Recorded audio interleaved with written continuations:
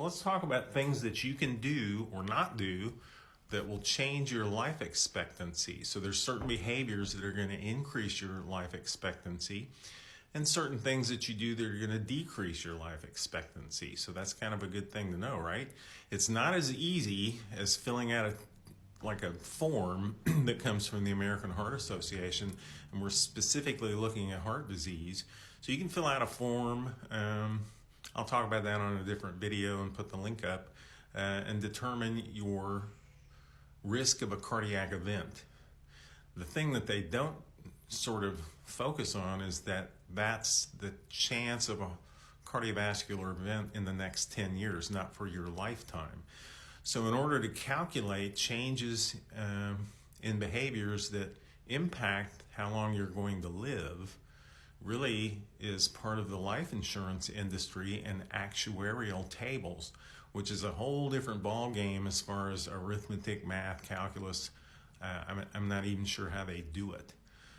But let's look at two things. We talked about sunlight and avoiding the sun increasing your risk of mortality. So there's evidence that you can extend your life by about 10 years by going out in the sun, being outside, and sunbathing. Now remember, you shouldn't burn. That raises your risk of a basal cell carcinoma and melanoma. But sunbathing is free, right, for the most part. I mean, you can go outside. I can go out, sunny out here. It's too cold to sunbathe, but I can go out in the sun here in central Missouri and bask in the sunlight and improve my life expectancy. Or you can take statins for 20, 30, 40 years with all their myriad side effects.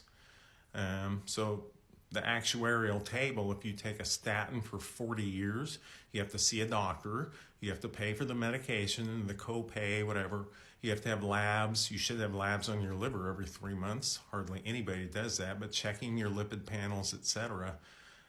And actuarially, taking a statin for 40 years will extend your life for 5 days.